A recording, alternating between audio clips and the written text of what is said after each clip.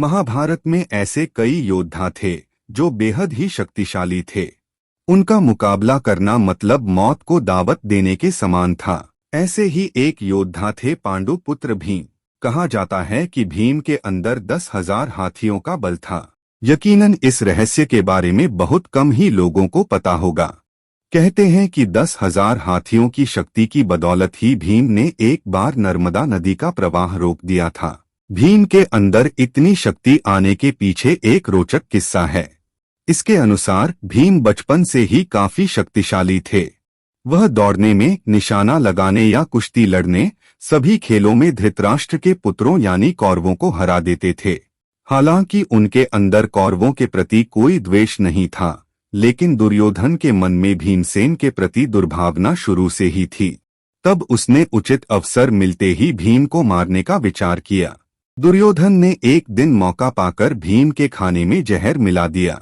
जब भीम ये विष भरा खाना खाकर बेहोश हो गए, तब दुर्योधन ने दुःशासन के साथ मिलकर उन्हें गंगा में फेंक दिया। भीम मूर्छित अवस्था में ही पानी के रास्ते नागलोक पहुंच गए।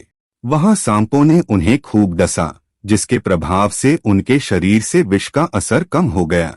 इसके बाद जब भीम को होश आया तो वो आसपास भयंकर सांपों को देखकर वो उन्हें मारने लगे, जिससे डरकर सभी सांप नागराज वासुकी के पास गए और उन्हें पूरी बात बताई। सारी बातें जान लेने के बाद नागराज वासुकी आर्यक नाग के साथ खुद भीम के पास गए। वहां जाते ही आर्यक नाग ने भीम को पहचान लिया। दरअसल आर्यक नाग भीम के नाना थे। इसके बाद वो भीम को अपने साथ नागलोक ले गए।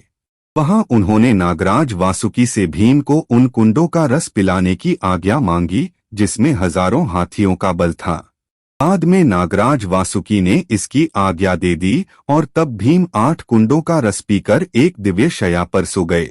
नागलोक में भीम 8 दिनों तक सोते रहे और जब वो जागे तो उनमें 10,000 हाथियों की शक्ति आ गई थी। बाद में वो हस्तिनापुर पहुंचे और माता कुंती और अपने भाइयों को दुर्योधन द्वारा उन्हें विष देकर गंगा में फेंकने और नागलोक में जो कुछ भी हुआ सारी बातें बताई। तब युधिष्ठिर ने भीम से कहा कि वो यह बात किसी को भी न बताएं। यदि आपको यह वीडियो पसंद आया हो तो इसे लाइक, शेयर और सब्सक्राइब करना न भूले। धन्यवाद।